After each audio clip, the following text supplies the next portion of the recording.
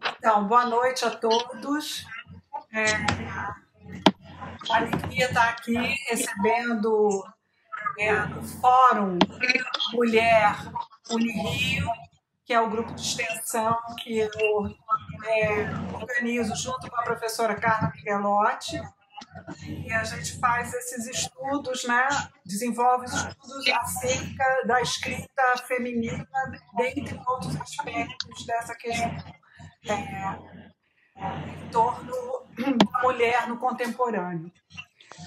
Então, é uma alegria receber Ítalo Moricone. Eu pediria a vocês que desligassem os seus microfones para evitar essa microfonia. Vocês estão me vendo? Que eu não estou me vendo mais, mas é. Agora apareceu de novo.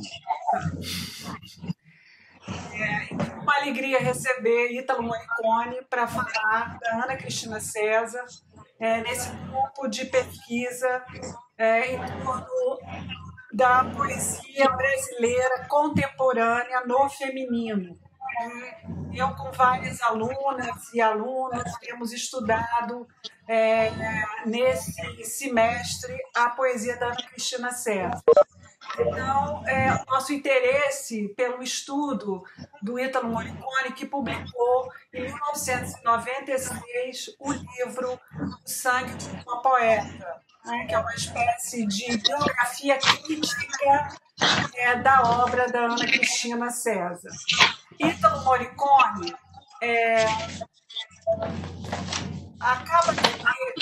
foi professor associado do Instituto de Letras da Universidade do Rio de Janeiro, do Estado do Rio de Janeiro, e está recentemente aposentado. Tem uma larga experiência com a vida editorial, tendo publicado vários livros, né? Não só como autor, mas também como editor. Um trabalho muito importante em torno da poesia brasileira, né? Por que ler a poesia brasileira? É um livro que ele editou já há algum tempo e que é uma obra de referência para os estudos da literatura brasileira. Ítalo Moricone foi contemporâneo de Ana Cristina César, foi amigo pessoal e, além disso, compartilhava com ela estudos, questões políticas, contextuais daquele momento, em que eles foram amigos aqui no Rio de Janeiro. Um momento bastante produtivo e de formação, né, dos dois. E o Ítalo é um querido amigo meu, criou a coleção Ciranda da Poesia pela Eduerge, e eu tive a alegria de participar junto com ele e outros poetas dessa coleção Ciranda da Poesia. Então, queria dar uma boa noite ao Ítalo e passar a palavra para ele. A palavra passou para mim? Passei. Então, boa noite a todos. Vou tentar me comunicar nessa forma da live, já melhorando um pouco em relação à comunicação que eu tive 2 semanas atrás, que eu participei de uma live sobre Caio Fernando Abreu, mas para mim ainda é muito estranho o espaço, mexer papel e tal. Bom, queria também registrar aqui o prazer, que é não só falar de poesia, falar da Ana Cristina, assuntos que a gente gosta, mas também de estar aqui partilhando o espaço. Tem pessoas queridas aí, algumas pessoas entraram, né? Não fazem parte do grupo, mas entraram na discussão de hoje. Marco, Isa, Liz, meus queridos primos, e a Mazé, com quem eu tenho uma... Acho que a gente tem uma certa, eu diria que uma cumplicidade, digamos assim, no trabalho, né? E a amizade. Também um prazer, uma surpresa enorme ver a Susana Vargas aqui, com quem também eu tenho uma história comprida já de relação, em cima de poesia, em cima de trabalho, em cima de tudo, na Estação das Letras, Instituto de Letras, enfim, um grande prazer. Mas o mais interessante dessa entrada da Susana Vargas é que ela nos coloca, num certo sentido, no lugar onde tudo começa, né? Porque o lugar onde tudo começa foi mencionado pela Mazé Lins, é o livro que eu escrevi, né? O livro que eu escrevi na coleção Cantos do Rio, em 1996, quer dizer, a Ana já tinha morrido há 13 anos e ela já tinha uma fortuna crítica bastante razoável, porque realmente o desaparecimento da Ana aconteceu num momento em que ela estava, de uma certa forma, rompendo até barreiras de popularidade, digamos assim, como poeta, né? Foi um momento assim, o livro dela Até os Pés saiu em 83, que toda aquela geração, né? Chacal, Paulo Leminski, saíram pela coleção Cantadas Literárias, lá da Companhia das Letras, né? Ou na época ainda era brasiliense, né? E então a simples presença da Susana Vargas me leva de volta àquele momento anterior ao do livro.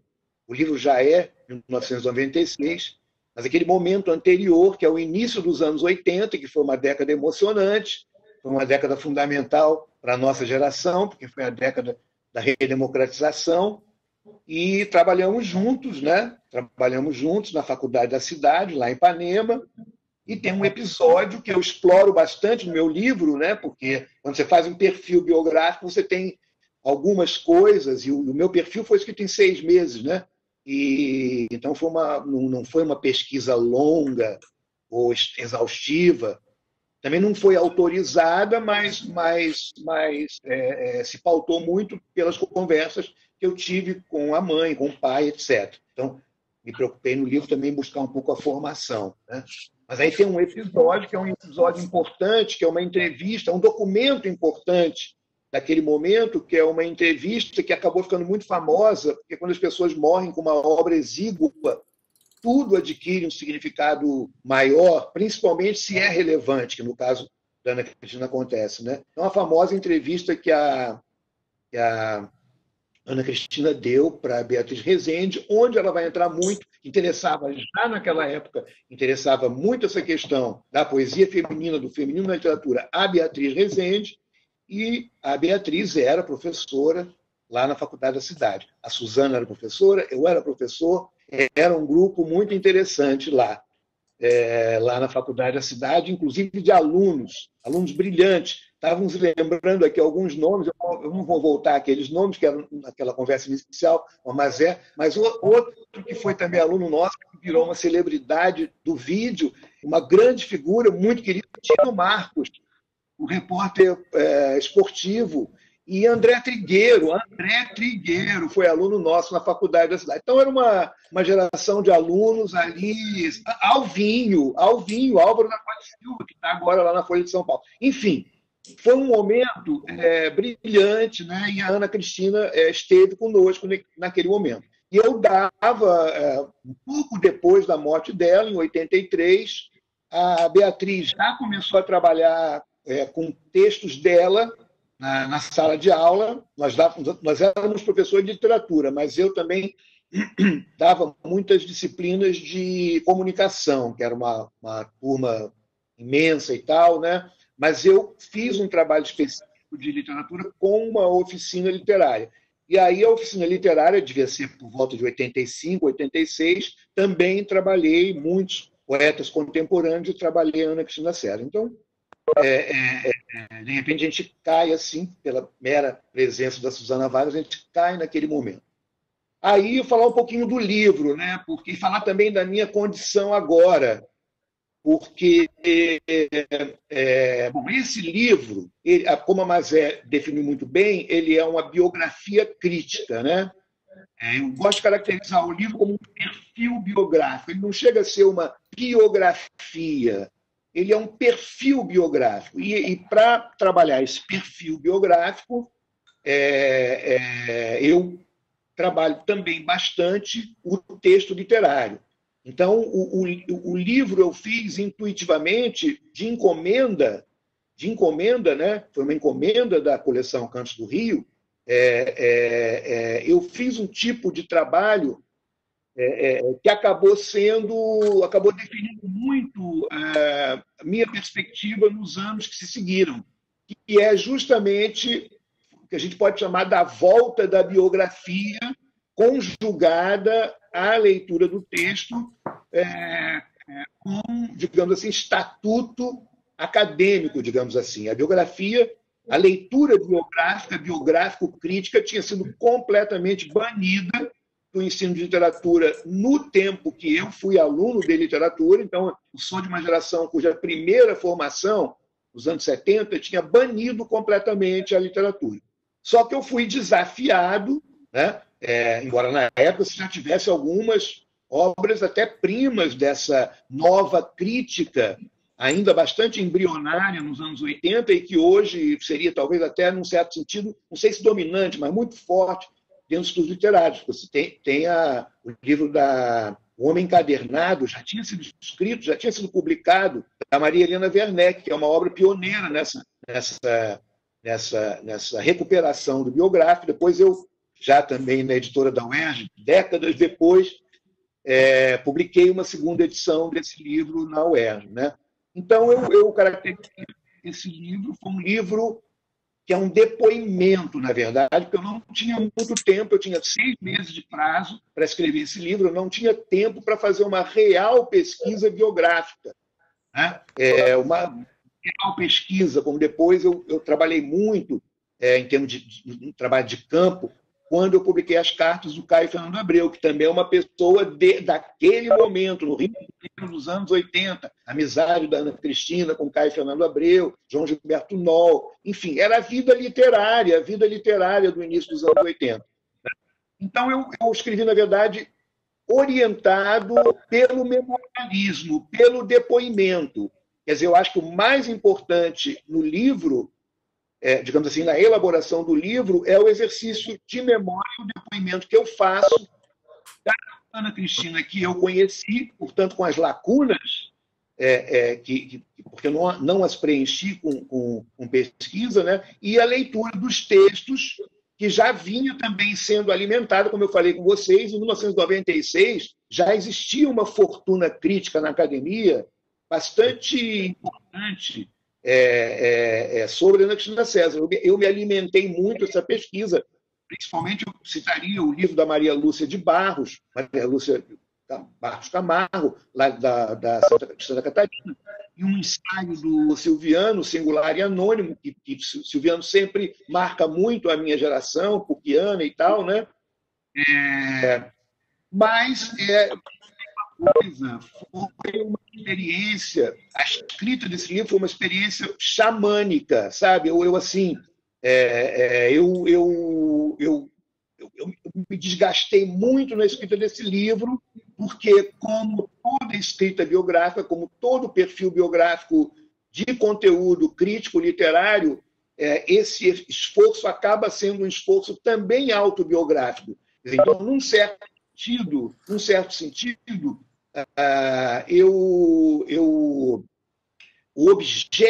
os objetos, agora eu vou falar no plural, né? Os meus objetos, né? A Ana Cristina César, naquele momento, depois o Caio Fernando Abreu com as cartas, o Torquato Neto, que eu fiz uma antologia dele recentemente, o Foucault, que uma vez eu fiz um estudo sobre as biografias a respeito do Foucault. Então, num certo sentido, esses objetos da minha atenção biográfica e memorialística são também espelhos, né? São como se fossem espelhos, né? E eu tinha realmente uma certa relação, uma relação assim especular com a Ana Cristina, que eu falo isso no livro. Eu sei que alguns de vocês leram o livro, então não vou repetir. Mas o que eu quero dizer para hoje, sobretudo, né, antes de entrar propriamente no assunto, onde eu vou fazer uma exposição sobre a Ana, não vou entrar sobre a Ana no quadro da literatura contemporânea, da literatura desde aquela época, né? As questões de vocês o contemporâneo e o feminino, a questão do feminino, a questão do contemporâneo. Mas o que acontece é o seguinte: acontece uma coisa muito. Como foi um livro que eu me dei todo a ele, sabe? Eu me dei de uma maneira. Olha, só para ilustrar, no dia que eu terminei o livro, naquela época a gente não mandava pelo computador, não. A gente tinha que levar o original lá para o editor. No dia que eu fui levar pelo menos em 96, eu ainda estava fazendo assim, né? Aí, no dia que eu fui levar o meu texto para o editor, eu voltei para casa mais ou menos meio-dia. Eu deitei na cama, era uma sexta-feira, e eu só fui levantar domingo de manhã. Eu dormi horas e horas e horas e horas para aquele descarrego daquele texto. E é um texto, né, que me deixa muito feliz. Ele tem uma pós-história que me espanta, num certo sentido, porque ele foi muito lido por uma determinada geração de escritores jovens, que já é uma geração bem posterior à minha, e por incrível que pareça, muitos prosadores. Então, toda hora eu encontrei, a partir, sei lá, de 2000 e tanto, toda hora eu encontro jovens que são escritores, que vieram bem depois de mim, começaram bem depois de mim, e que dizem como foi importante esse livro na vida deles. Muito bem, a vida vai passando, Ana Cristina é uma figura que está aí presente, e de vez em quando eu sou solicitado ou para escrever uma coisa, para escrever um artigo, etc. Mas eu noto, é interessante isso.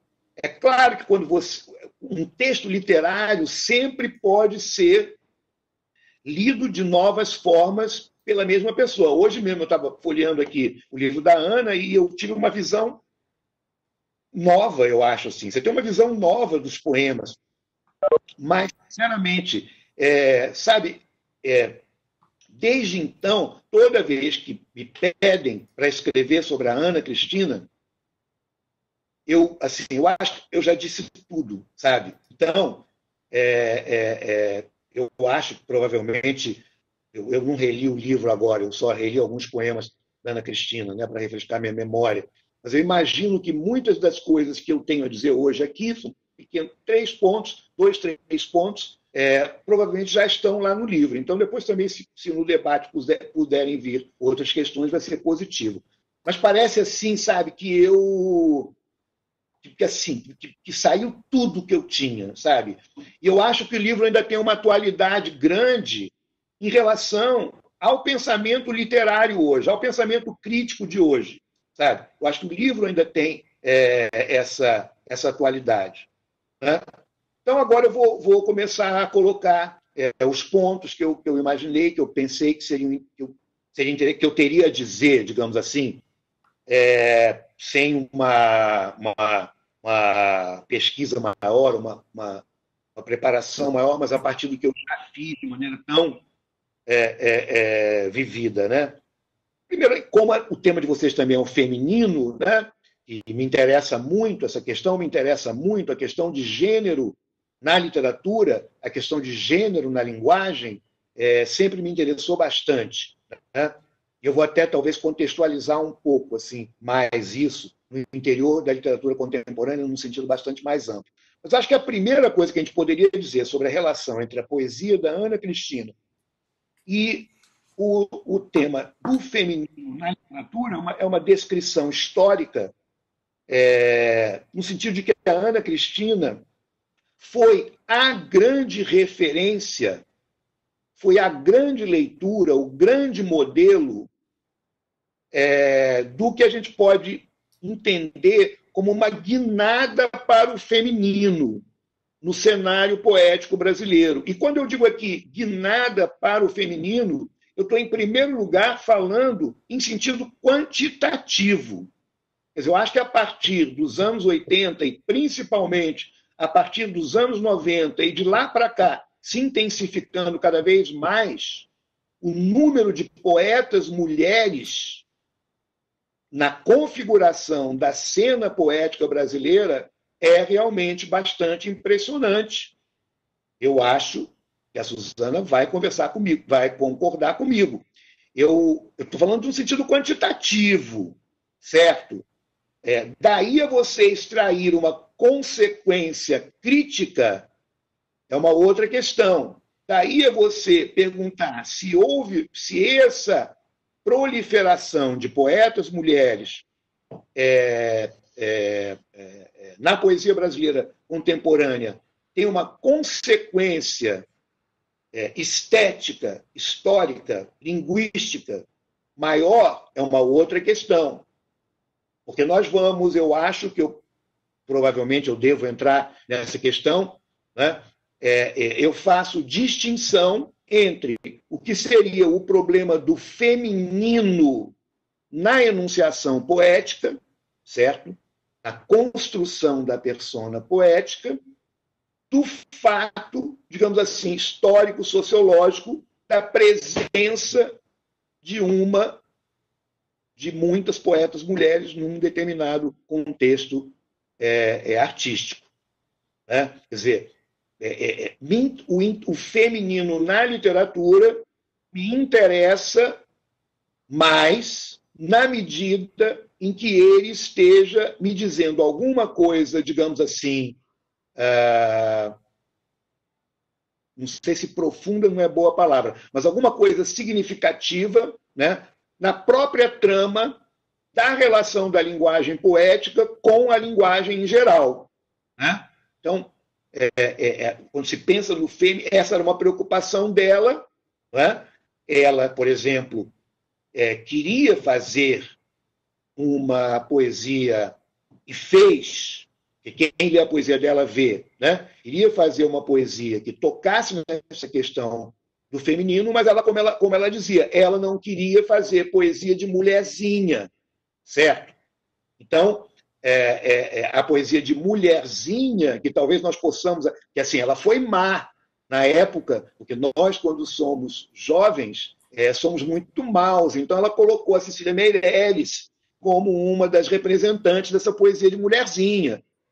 Bem, quer dizer, o que eu quero dizer é que a poesia de mulherzinha também tem uma questão de... Se ela é boa, ela também tem uma questão do feminino já proto-histórica, antes do momento revolucionário. Né?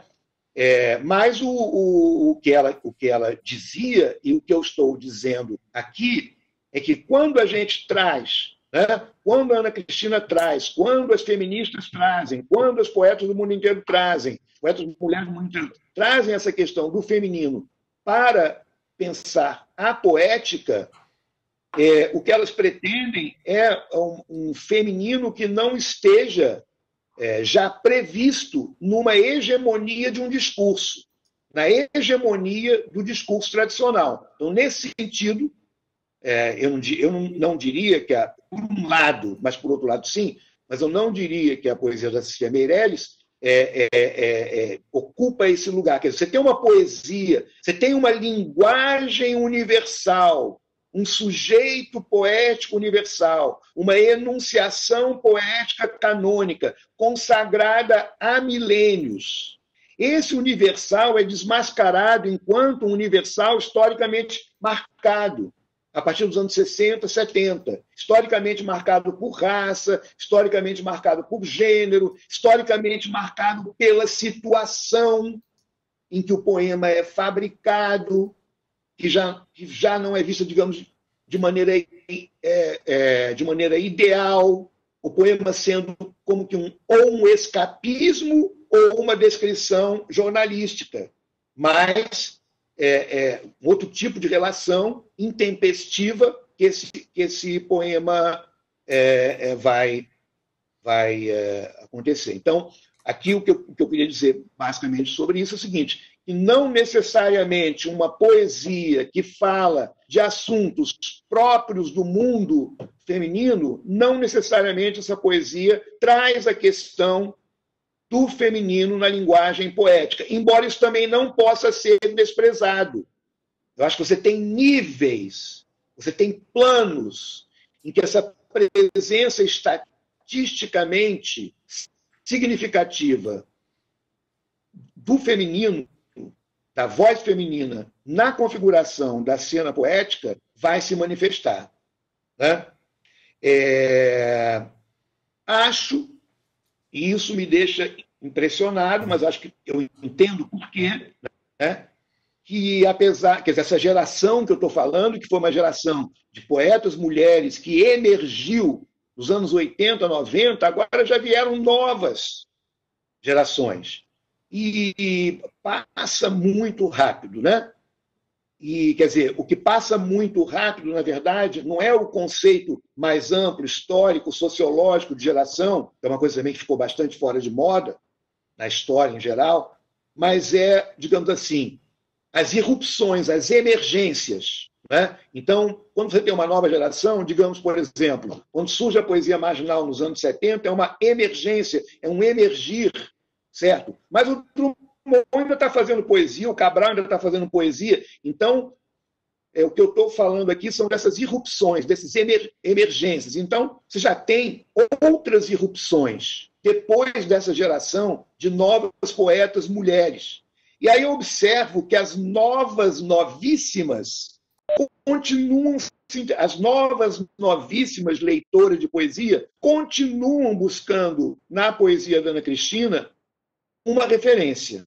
Então tem alguma coisa muito forte que vai além simplesmente de tematizar questões femininas, que, aliás, diga-se de passagem, quando a Ana Cristina tematiza o feminino, eu não estou falando ainda no plano da enunciação poética, da linguagem poética, da relação entre linguagem poética e língua geral. Estou falando num plano anterior, que é importante, que é o plano temático. Né? Então,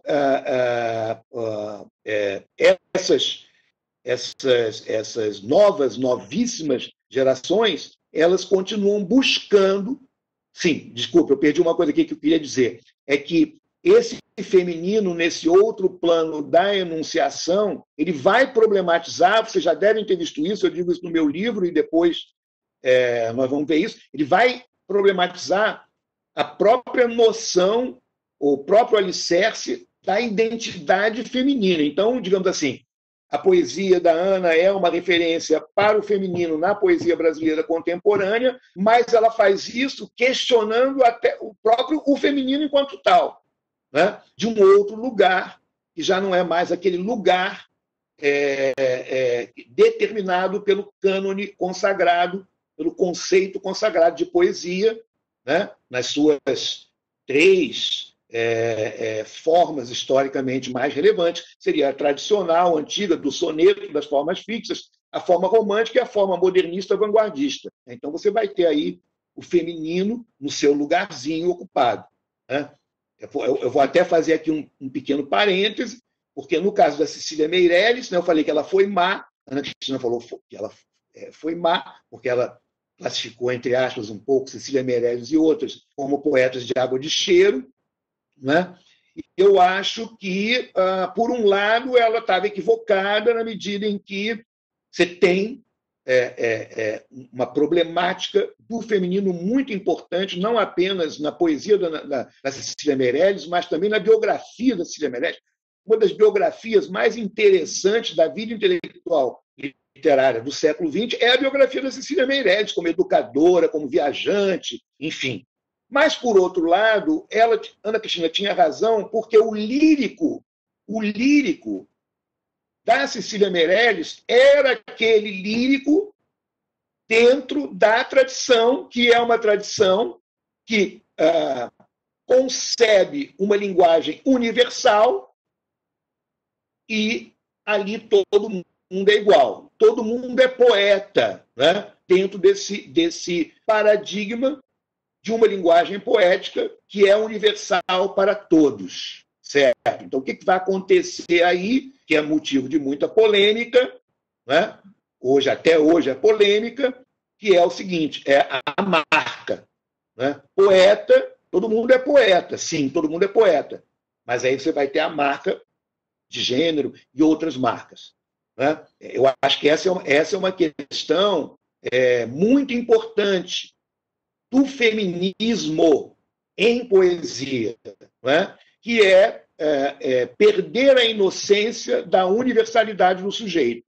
Então, a poeta mulher contemporânea, se a pesquisa dela, se o trabalho dela sai da temática e entra num corpo a corpo linguístico ou estilístico mais complexo, ela é uma poeta que está perdendo a inocência quanto à universalidade, quanto à possibilidade de uma universalidade homogeneizadora da voz poética. O que não quer dizer que todo e qualquer leitor possa ler toda e qualquer poesia em função de valores que são universais. Porque a própria leitura atenta para as marcas diferenciadoras, ela já é uma questão universal, certo? Eu vou ter uma leitura que vai encontrar marcas diferenciadoras, brechas que o poético introduz na linguagem comum, na linguagem universal, e esse olhar, que é o olhar que é capaz de ver essas diferenças, ele é digamos, o elemento do universal. Também então não estou jogando no lixo o universal, né? Assim como eu acho também que a Ana Cristina, a linguagem dela não joga no lixo o universal. O que ela faz é introduzir uma tremenda ambiguidade, né? A ambiguidade de gênero, de ponto final, de tudo, seria talvez uma das características mais fortes da linguagem e das temáticas da Ana. Bom, e o que acontece quando as novas novíssimas, o que acontece quando as novas novíssimas leitoras de poesia, e aí eu tenho experiência disso porque eu sou professor de literatura há décadas, ou fui.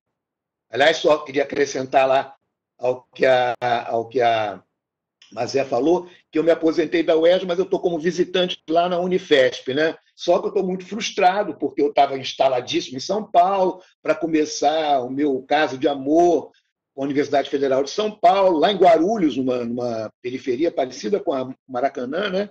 E aí, de repente, começou a pandemia, começou a quarentena, e eu estava lá em São Paulo e eu voltei para o Rio de Janeiro, então a minha vida assim ficou completamente fora do eixo, né? Porque não é simplesmente você parar o trabalho, é você...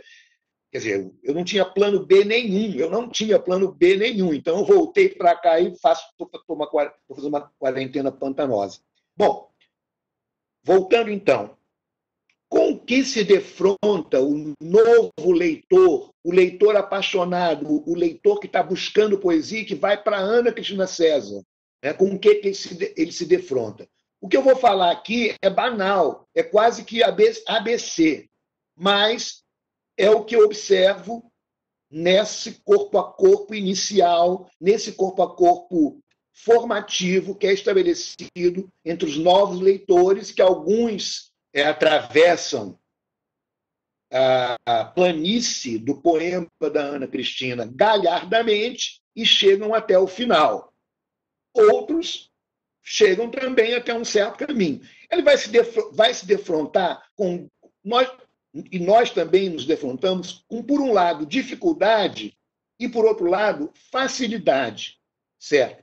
A dificuldade de leitura é porque a poesia da Ana, ela é uma poesia escrita na língua ou na linguagem da poesia moderna, certo? Ela não tem uma linearidade lógica, ela não desenvolve um argumento, como, por exemplo, num soneto, que você tem aquele raciocínio todo, ela não tem chave de ouro, certo? Não há uma relação lógica entre um verso e outro, certo? Para uma pessoa que já tem treinamento em poesia moderna, mesmo na poesia brasileira, que é uma poesia, digamos assim, pouco ousada no sentido de rompimento da sintaxe e da língua comum, para quem já leu poesia hispano-americana, já leu surrealistas, já leu franceses, já leu ingleses, para quem leu os grandes mestres modernos, e alguns brasileiros também, talvez o Murilo Mendes, né? Isso não é novidade nenhuma, sabe? Esse caráter lacunar, esse caráter elíptico, esse rompimento das sequências lógicas. Então, ela é uma poeta que a novíssima leitora de poesia vai para ela, e quando chega nela, não tem aquela resposta imediata, né? Como o Silviano Santiago dizia, ela tem uma estratégia, e não só ela, outros poetas também, inclusive bem recentes, né? Está pintando muito esse tipo de coisa, que é o texto desalimentador. O texto desalimenta a capacidade de compreensão do leitor. Então, isso cria uma dificuldade muito grande. Eu acho que ela não vem tanto das referências eruditas, que são muitas na poesia da Ana Cristina, se você compara com muitos outros, né?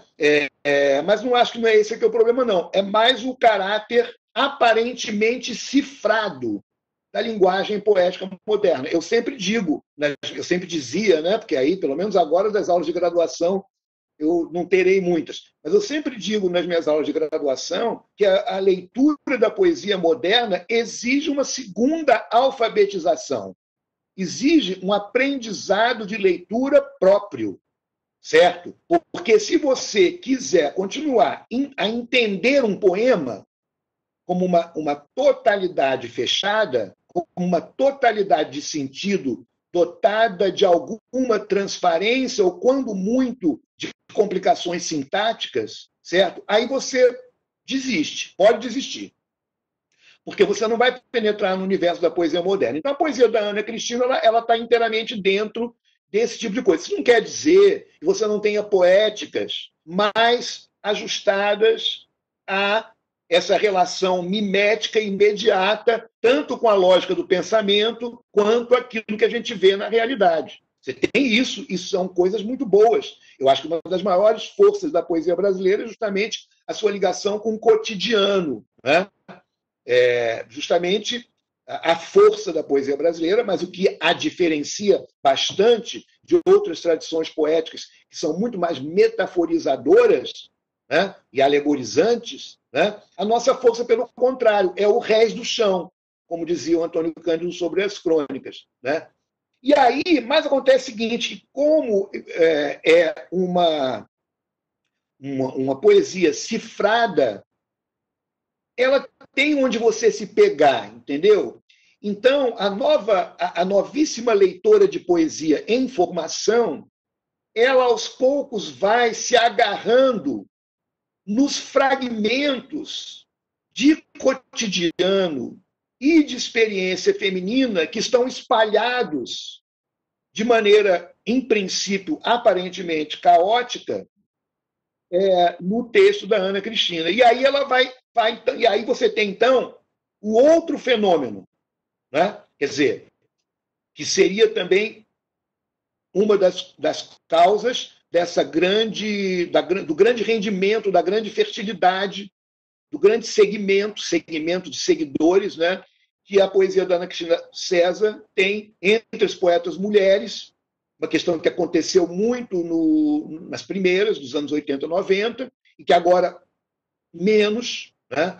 Me parece que as novíssimas gerações estão se ligando mais na questão da linguagem, menos na questão da temática, menos na questão desses resíduos. Eu chamo de frases eco, né? A poesia da Ana Cristina ela vai se construindo por um acúmulo de frases que são ecos da experiência vivida de uma moça, de uma mulher. Então, você tem esses retratos de relações afetivas, de dúvidas, que vão se empilhando no poema, e a partir daí, então, vai acontecer um fenômeno de projeção, né? Vai acontecer um fenômeno de projeção.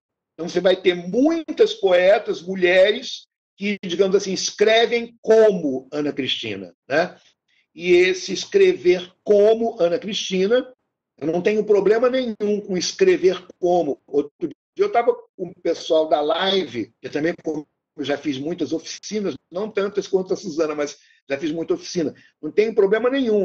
Outro dia eu estava nessa live sobre o Caio Fernando Abreu, e o rapaz, um novo leitor, ele nunca foi leitor, ele virou leitor agora, né?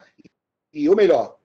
Mas, enfim, um cara que está na universidade pública e está aproveitando, sugando a literatura toda. Então, ele diz que ele está querendo escrever. E ele só leu Caio Fernando Abreu, ou principalmente Caio Fernando Abreu, e ele sente que está escrevendo como o Caio Fernando Abreu. Certo? Tudo bem. É assim que se começa. Né?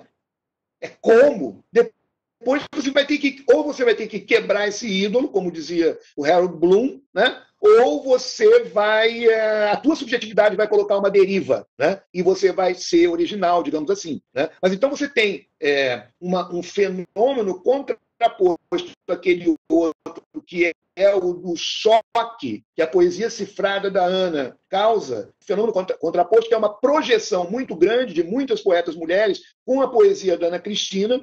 Então você vai ter uma proliferação muito grande em níveis de interesse ou qualidade diferentes. Opa, tá aqui. Em níveis diferentes de qualidade e tal, onde, digamos assim, há uma descrição sem muita articulação sintática, que tem uma coisa que pode dar belos poemas, e já deu belos poemas, essa descrição do mundo feminino, da experiência feminina em poemas, como se fosse assim, um encadeamento de frases. Então, o poema se torna muito sugestivo, né? Como se fossem bolhas, como se fosse uma acumulação de bolhas, de imagens, que são evocações da experiência, onde tem ali a tentativa de fazer alguma coisa parecida com o que a Ana Cristina fazia. Né?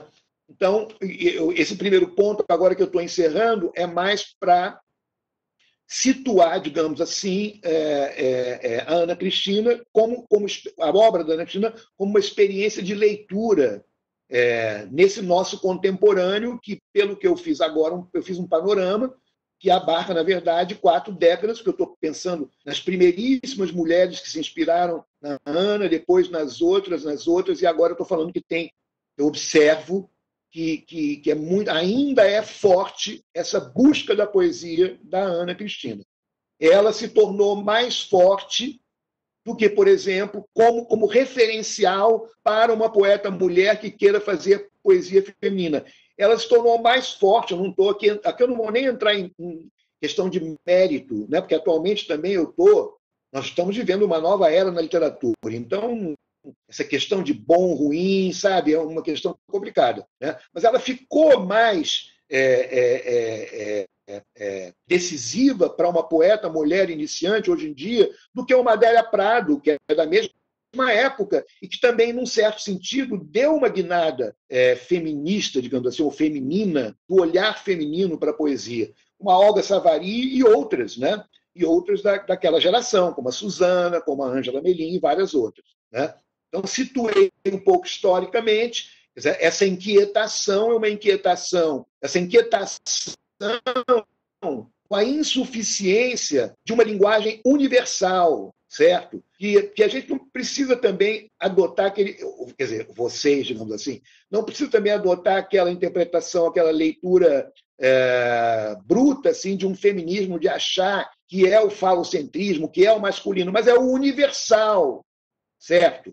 Não se trata necessariamente de uma crítica a esse paradigma universal como sendo um paradigma machista, embora se possa, principalmente na prosa,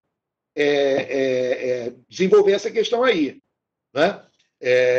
Então, há uma inquietação, há uma gender trouble, há uma perturbação de gênero, certo? Na expressão literária, nos anos 60, 70, e dentro dessa perturbação de gênero, você vai ter esses deslocamentos, essas guinadas. Bom, aí eu chego assim, quer dizer, não é só porque as novíssimas estão correndo atrás da Ana para buscar um parâmetro de enunciação feminina, certo? Não é só isso, que fala da contemporaneidade. Porque, num certo sentido, esse meu primeiro tópico, que é um panorama histórico, fala da contemporaneidade, mas a Ana como uma mestra, né? Alguém do passado já.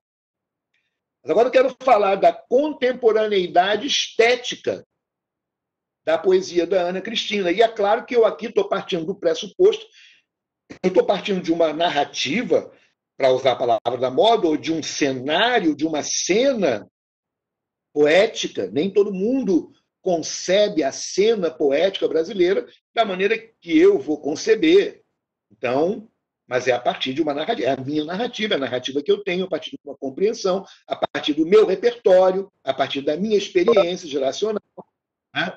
Então, quando eu falo assim, por que eu estou fazendo esse comentário aqui? É porque eu hoje sou muito cético com uma coisa que eu sou especialista, que eu adoro fazer, e que eu adorava fazer na época, e que todos os textos que eu escrevi na academia sobre poesia são por aí, que é o panorama poético, entendeu? A poesia brasileira na década de 70, a poesia brasileira, os grandes panoramas. Eu adoro fazer mapeamento, mas a partir de um certo momento da minha vida eu vi que os mapeamentos têm limitações muito grandes, mas eles podem ser úteis, claro. Então, eu agora estou colocando assim uma contemporaneidade estética da enunciação poética, da assinatura Ana Cristina,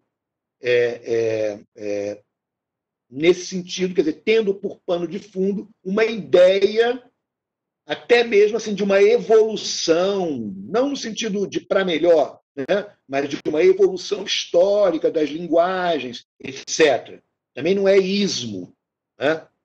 O pós-modernismo é o fim de todos os ismos, digamos assim, né?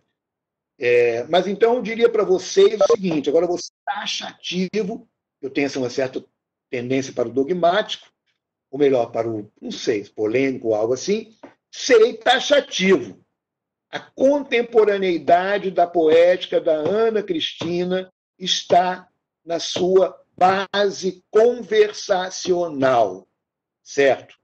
Então, essa é uma questão que é muito central, na minha opinião, do ponto de vista estético, do ponto de vista poético, e que tem tudo a ver com essa problemática da estrutura da enunciação, ou seja, o sujeito que fala a questão de gênero, né? O feminino, certo? Então, o conversacional nos remete para a coloquialidade, o coloquialismo, certo? Que é um valor geracional, certo? A geração 70 é coloquial, ela não busca linguagem preciosa, poesia marginal, e todo mundo, né? Mesmo aqueles que ainda se mantêm presos à versificação clássica ou a uma variante modernista dela, né? Todos eles, todos nós, aqui eu tenho que falar como geração, todos nós investimos no coloquialismo do primeiro modernismo e não na construção complexa dos grandes mestres naquele momento, que é um poema do Drummond, que é um poema do Cabral, nem se fala, né? Aquelas sofisticações a que os grandes mestres tinham chegado. Então, isso já é banal, né? A geração 70, a geração marginal, ela vai retroceder lá para o Manuel Bandeira, lá para o Oswald de Andrade, lá para aquelas poéticas bastante coloquiais, que valorizam o coloquialismo. Então, mas o que eu estou falando aqui é do conversacional, certo?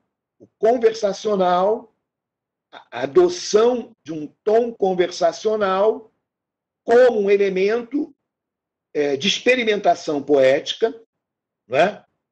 Aí, nesse caso, bem diferente do que... Bem diferente, eu não sei, mas eu acho que talvez você poderia fazer uma releitura dos poetas dos anos 70, revendo um pouco como que esse convencional, esse convencional não, esse coloquial conversacional foi resolvido por cada poeta, né? No caso aí da Ana Cristina, é muito singular, muito original, muito próprio e, na minha opinião, foi aproveitado pelas melhores poetas das que vieram depois, inspiradas na Ana Cristina, que foram além de simplesmente uma tematização, certo? E foram também além dessa sequência de imagens um pouco descosidas, né? Sugestivas, né? Retomando assim a atenção distraída, atenção distraída do poema da Ana, né? Da voz poética da Ana, né? E foram mais à frente, porque inclusive quando chegou assim nos anos 2000 e pouco, 2010, né? A poesia brasileira como um todo, ela se defrontou com os desafios da fala, certo? Então tem toda uma questão, a poesia contemporânea, agora eu estou falando dos últimos 15 anos, a poesia contemporânea brasileira, ela foi abalada, questionada, refeita, revolucionada pela pressão da fala. Assim como nos anos 70, fazendo uma analogia entre diferentes, assim como nos anos 70, ela foi balançada, questionada, revolucionada pela pressão da canção popular, né? É o que eu sempre digo, né? Acho que para muita gente, acho que para mim também, num certo sentido, o grande poeta, ou os grandes poetas do nosso tempo, da nossa época, né? Da nossa geração, foram Caetano Veloso, Chico Buarque, agora morreu aí Aldir Blanc, são os grandes poetas que referenciaram a nossa geração mais até do que uma formação literária, que a Ana Cristina tinha, mas nem todo mundo tinha naquele nível, né?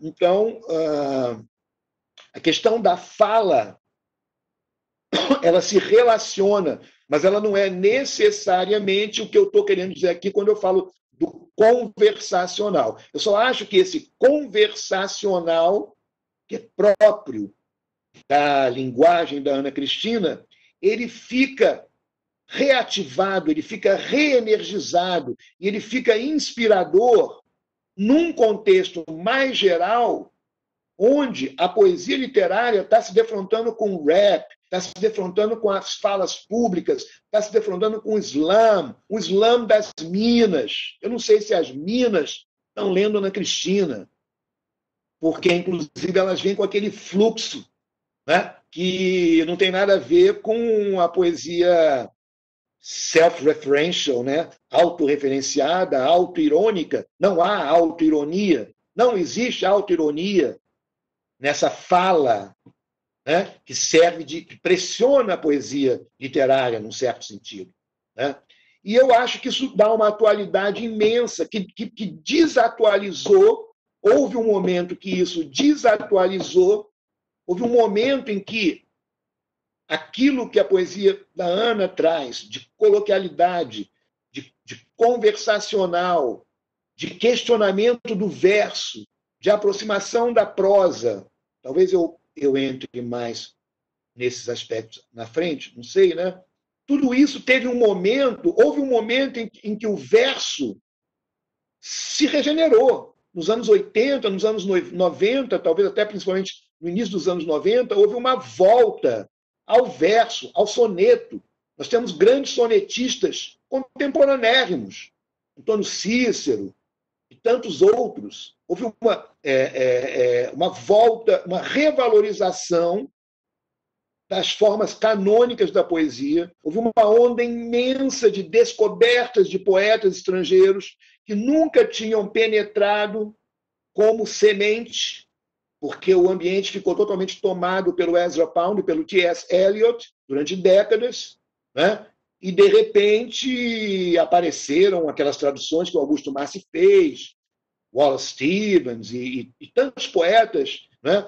Então, houve assim, uma revalorização do verso. E o poema da Ana Cristina, ele questiona o tempo todo, ele é uma crise, ele está totalmente dentro daquilo que o Mallarmé dizia. Quer dizer, totalmente dentro, não, né? Porque o Mallarmé falava da crise do verso para apontar para uma poesia mental, né? E o Mário de Andrade dizia: é preciso esquecer Mallarmé, porque a Ana Cristina tem muito mais a ver com o Mário de Andrade do que com o Mallarmé, né? Mas, de qualquer maneira, é um verso em crise, é um verso que não se sustenta mais. É uma alta literatura, são as formas canônicas da literatura que a Ana Cristina está querendo implodir de maneira experimental, promovendo uma aproximação com o prosaico, com a prosa, com a escrita da prosa, né?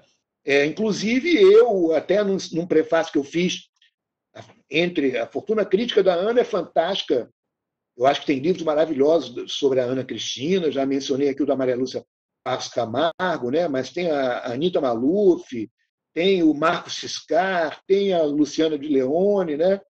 E numa introdução a um livro organizado pela Viviana Bose, que é outra pessoa também, que é muito importante nessa fortuna crítica da Ana, eu falo em proesia, né? Que a pesquisa de linguagem da Ana seria a proesia, que eu pego a palavra do Haroldo de Campos, proesia.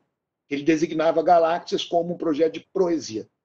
Hoje, quando eu fui folhear o livro dela, eu já não sei mais se a palavra proesia é tão boa assim, certo? Porque, ao contrário do que me parece o Armando, alguém fala que a Ana Cristina tinha uma aspiração pela prosa romanesca, eu estava hoje olhando aqui, ela tem muitos textos em prosa, são como que esboços de narrativas, que são muito interessantes. E eu acho que eu prefiro ficar com aquela ideia da frase eco e das conexões frásicas, os ritmos poéticos são explorados a partir de conexões frásicas. Então, talvez eu usasse agora não tanto a expressão proesia, mas uma expressão que o Barthes usa, que inclusive foi aproveitado pelo Silviano Santiago no Epígrafe, que é uma das frases mais bonitas que eu conheço, que ele diz que o escritor é um pensa-frase, certo? Pensamento, que seria o principal da filosofia, na literatura e na poesia, o pensamento se dá na elaboração da frase. Então, eu enfatizo novamente esse conversacional, certo? Os ecos, né? Os ecos disso. Bom, quando eu digo conversacional, para distinguir de meramente coloquial, eu chamo atenção para o fato de que o interlocutório, a interlocução está sempre presente na poesia da Ana Cristina. Ou o poema da Ana Cristina está se dirigindo a interlocutores, cada frase é interlocutor, ou ela coloca no poema mini-capos. Então, esse conversacional, esse caráter interlocutivo, né, se caracteriza. E esse conversacional, ele de saída, e aí a gente vai começar a entrar na questão do feminino, ele é marcado por gênero. O conversacional, na poesia da Ana Cristina, ele é marcado por gênero. A experiência feminina está presente nos modelos. Então, então, por exemplo, a conversa de senhoras, ou a conversa íntima. Você tem até o poema Conversa de Senhoras, tem um poema chamado Conversa de Senhoras, mas a conversa de senhoras, a conversa íntima, essa questão da intimidade. A Ana Cristina, em conjugação com vertentes feministas da época, ela vai explorar o feminino em termos de exploração da intimidade, daquele espaço discursivo e social que seria o espaço próprio da mulher, mas não para repetir clichês, e aí vem a crítica dela antiga, a Cecília Meirelles, né? Não para repetir clichês daquilo que uma poesia universalizante ou universal, que se pretende universal ou machista, designava como espaço de intimidade do feminino, que era um espaço de um sublime sentimental, né? De delicadezas, né? Na poesia da Ana, a delicadeza e a brutalidade andam juntas. Num certo sentido, as rupturas entre versos e entre frases, muitas vezes são verdadeiros socos na cara do leitor, são brutais, assim. Tem uma delicadeza e uma brutalidade que vêm juntas na linguagem dela. Então, uma intimidade, é uma outra intimidade, é uma intimidade problemática, é uma intimidade, inclusive, muito erotizada. Eu estava hoje relendo aqui poemas, né? Os poemas começam, o livro dela, a poesia completa, começa com Cenas de Abril, e aí realmente, não sei se já tinha notado isso, mas assim, Cenas de Abril, o livro Cenas de Abril, da Ana Cristina César, ele é carregado de eroticidade. Ele é erotismo do começo ao fim. Né? Ele é erotismo do começo ao fim. Então, vai haver aí uma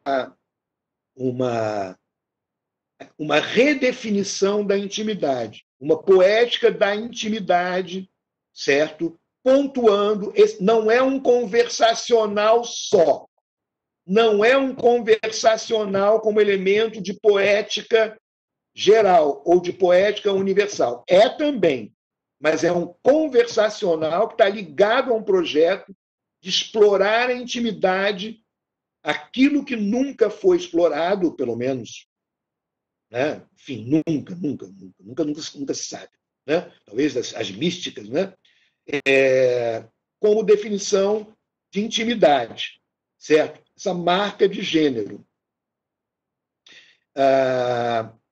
A partir, não apenas do momento histórico em que se situa essa questão, em que se situa a marca, as marcas, as cicatrizes, não é uma relação mimética entre o poema e uma dada realidade, entre um poema e uma dada biografia, mas é a marca que se coloca na própria sintaxe, no próprio vocabulário, né? Do texto. Eu diria que a marca de gênero, de certa forma, não se pode fugir mais dela ao escrever literatura, ao fazer literatura. Tanto que eu tenho uma hipótese histórica, que é uma hipótese intuitiva, eu nunca me abalancei a pesquisar isso mais a fundo, mas eu acho que eu aposto nisso. Eu acho que tem um contemporâneo, aqui eu estou falando mais de prosa, existe um contemporâneo literário brasileiro que é marcado e dividido e rachado por gênero, que é o que eu chamo de a linhagem masculina, que tem na sua origem, ou como ícone, ou como explosão, que é quando o universal do narrador fica mais complicado. Essa linhagem masculina ela teria no Rubem Fonseca a pessoa, né, a obra, a partir da qual vão surgir vários prosadores, homens, todos, mas algumas mulheres também, certo? Que eu chamo da linhagem masculina. E a outra linhagem, que é a linhagem clariciana, a linhagem da Clarice Lispector, que eu chamo de linhagem feminina. E eu uso essa expressão para chamar a atenção que não se pode deixar mais de ver a marca de gênero na medida em que a subjetividade se torna o objeto básico, digamos assim, do literário. A autorreflexividade do narrador sobre si próprio, digamos assim. Né? Então, a subjetividade. Né? Por quê? Eu vou falar, então, de uma literatura de uma linhagem masculina e de uma linhagem feminina, ou de uma linhagem não masculina, talvez, porque os narradores gays, Caio Fernando Abreu, Alberto Guzic, João Gilberto Noll, principalmente, eles constroem sujeitos que são sujeitos que contrastam com isso que eu chamo de um sujeito marcado por um gênero masculino. E também não confundir com masculinidade tóxica, porque os grandes escritores ligados a essa linhagem, como Sérgio Santana, como Rubens Figueiredo e muitos outros, eles falam sempre de uma masculinidade em crise, certo? Então, a linhagem masculina fala de uma masculinidade em crise, a linhagem feminina fala de uma feminilidade em crise, então não é uma coisa chapada e não é nada ideológico, é uma questão de ponto de vista. É aí que eu quero chegar, certo? O que define o gênero numa escrita literária? Numa escrita literária, o que define a marca de gênero não é o vocabulário usado, não é a situação narrada, não são os ambientes, não são os personagens. É o ponto de vista da narrativa. Tem a ver com vocabulário, sim, porque a seleção de vocabulário, ela, de qualquer maneira, é que constrói o ponto de vista, que é o que eu chamo aquela câmera. Né? O narrador, o point of view, o ponto de vista do narrador, e também da enunciação poética, ele carrega uma câmera na frente dele. Ele traz uma imagem. Toda enunciação subjetiva traz uma imagem. Toda enunciação subjetiva está vendo o mundo de um ponto de vista, marcado por gênero. Eu acho que esse ciclo, e não é à toa que a Ana Cristina tem uma relação forte com a linguagem Clarice Lispector, com a linguagem clariciana. No meu livro, eu falo, eu acho que eu ainda eu diria que eu assino embaixo, que ela busca um certo princípio de caotização, de um racionalismo racional, que você vê na Clarice, você vê na Clarice de Alba Viva, você vê em muitos outros, você vê na Clarice Lispector, essa caotização que bagunça o sujeito racional lógico, ela seria uma exploração seria esse clichê do feminino como louco, como histérico. A Ana Cristina tinha uma preocupação muito grande com isso, e essa é uma preocupação forte no pensamento feminista dos anos 70, 60, né? E desvincular a imagem do sujeito feminino da ideia de histeria, de histérica, da mulher histérica. Né? Então, há um corpo a corpo, tanto na prosa da Clarice quanto em determinados textos, como Luvas de Pelica ou como Correspondência Completa, um corpo a corpo com essa histeria, certo? Essa histeria desencontrada. Né?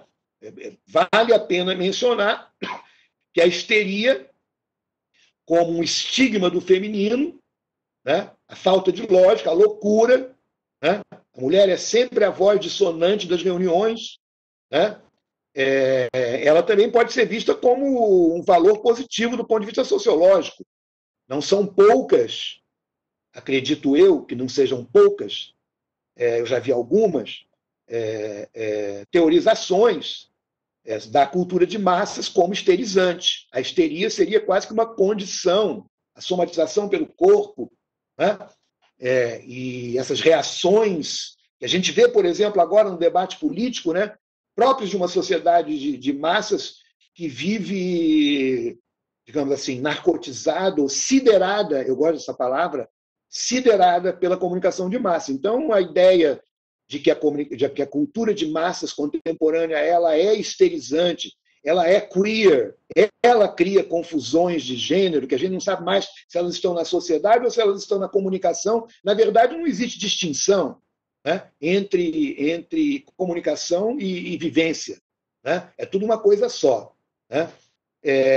Então, eu diria, porém, só para não ficar aqui parecendo que eu penso assim até hoje, eu acho que esse embate esse conflito, essa dualidade entre uma marca de gênero feminina e o que seria, digamos, o universal da visada, né? Não sei se o gaze da visada masculina ou dominante, né? Eu acho que isso se diluiu. Eu acho que isso se diluiu porque a poesia da Ana Cristina é uma poesia que traz à tona a subjetividade como poema, a subjetividade como produto da escrita, como algo que se fabrica na escrita, mas extremamente vinculado à questão do desejo, que tem um rebatimento muito grande com a questão da psicanálise, certo? Eu acho que toda essa questão do desejo, da sexualidade, dos dramas de identidade sexual, das ambiguidades, eu acho que ela está muito diferente. Né? Ela está muito diferente no mundo contemporâneo. Nós vivemos uma situação completamente diferente. Não vou entrar aqui num papo de botequim, né?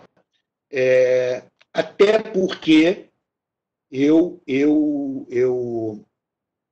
vinha desprezando muito nos últimos tempos uma visão psicanalítica do sujeito, em benefício de visões etnológicas, antropológicas, sociológicas,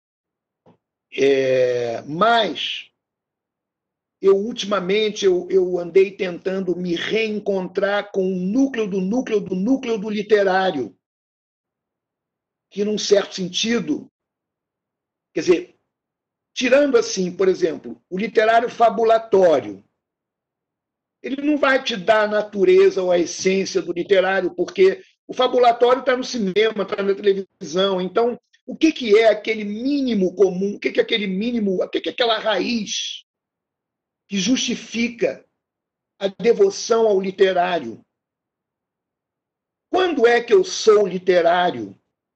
Bom, eu sou literário no momento de lazer que eu estou lendo um romance. Eu sou literário na dimensão de êxtase que a leitura do poema me traz.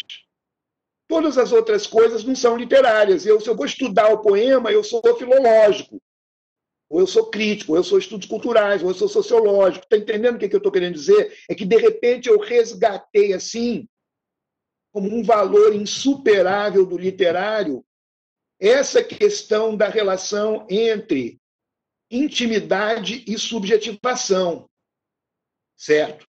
E aí, de repente, relendo Barthes, que eu andei relendo Barthes, e pegando aqui a Ana Cristina César, que são discursos sobre o desejo, são obcecados com o desejo. É a leitura na sua relação com o desejo, do leitor, do criador.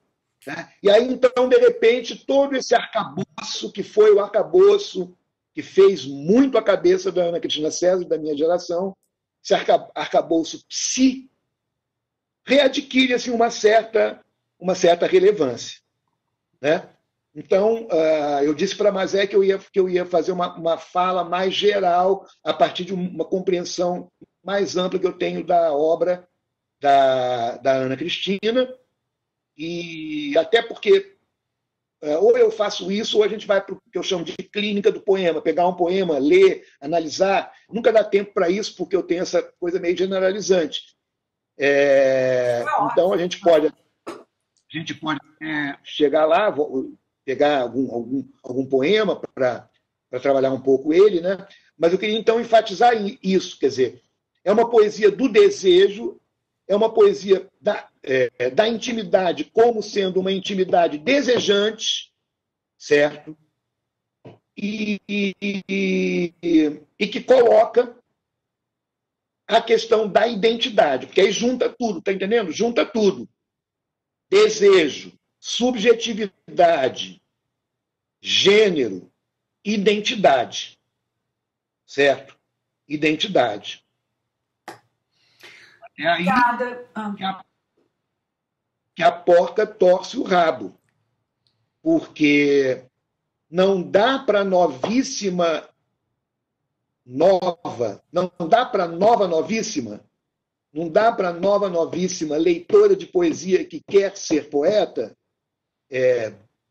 buscar a poesia da Ana como uma poesia de afirmação de identidade feminina.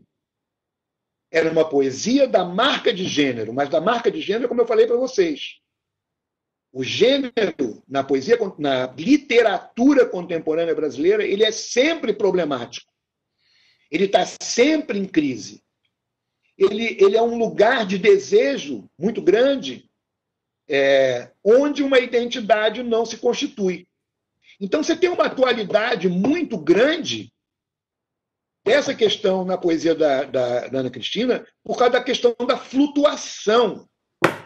O desejo é flutuante, a linguagem é flutuante, a atenção tem que ser flutuante, senão você não vai fazer uma paráfrase do poema da Ana Cristina, certo? Tudo é flutuante, o desejo é flutuante, a identidade é flutuante, a ambiguidade impera, vai para lá, vem para cá. E aí eu acho que tem muito a ver com a contemporaneidade, porque eu vou só terminar um raciocínio que eu estava fazendo antes, que eu acho que, a partir de um certo momento, aquela dialética do masculino e feminino que definia mais ou menos a prosa brasileira e talvez um pouco a poesia, que vem lá do Rubem e da Clarice, vem lá dos anos 60, né? Não pega ninguém de antes. Não pega Guimarães Rosa nem pensar, porque é o fabulador mor. Embora a questão do desejo esteja presentíssima o tempo todo lá também, né? Talvez até pegue também. Mas eu acho que ela se diluiu, certo? Eu acho que ela não é tão fundamental assim para você estabelecer contrastes entre os autores, prosadores que estão escrevendo nos últimos 15, 20 anos. Eu acho que são outras coisas que definem. Pode ser que nada defina. Eu tenho uma tendência hoje em dia a individualizar muito e resistir a esses mapeamentos, essas pontes, essa busca de afinidade. Mas eu estou falando aqui de uma contemporaneidade, eu falei primeiro de uma contemporaneidade que vem pela linguagem experimental conversacional, que é um abalo do verso, da poética do verso, é uma crise do verso. E agora eu estou falando de um outro elemento de contemporaneidade, que é a identidade flutuante, é o flex, é uma coisa das gerações, não são dos novos novíssimos, é dos novos novíssimos. É toda uma outra coisa, certo? Toda uma outra maneira de ser, questão do flex, do trans, das indefinições, dos jovens que a gente vê assumindo a ambiguidade como um traço de personalidade. Não é uma crise de identidade, não é uma crise de identidade, mas é uma crise da identidade. E aí, quando você pensa em fake news, em fake profiles, né? Quando você pensa na prosa mais contemporânea que fica o tempo todo brincando com a impossibilidade mesma de afirmação da identidade,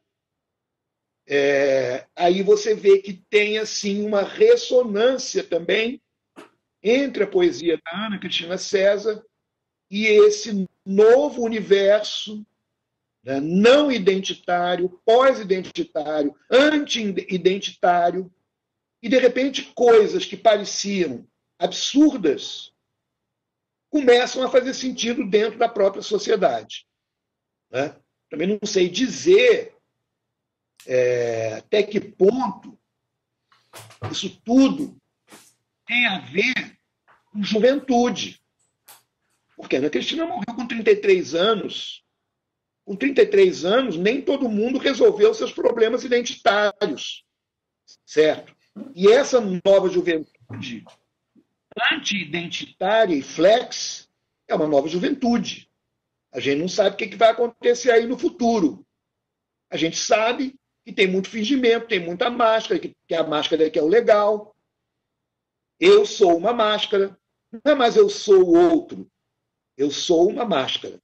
Eu posso ser você na Deep Web.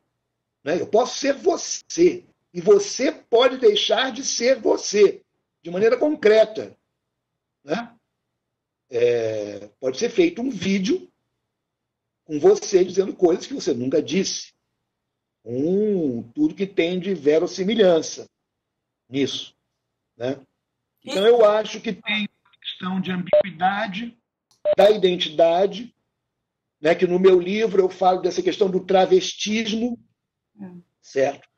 A grande questão de gênero, no momento da poesia da Ana, anos 80, anos 70, anos 80, a grande questão de gênero, a grande crise de gênero, ela vem da questão feminina e da questão gay lésbica. A grande questão de gênero hoje vem do travestismo e vem de uma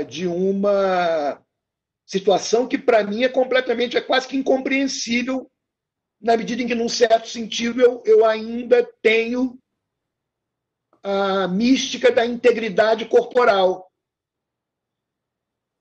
Certo? Hoje você tem intervenção física, mas eu agora estou saindo aqui do tema da poesia em si dela. Né?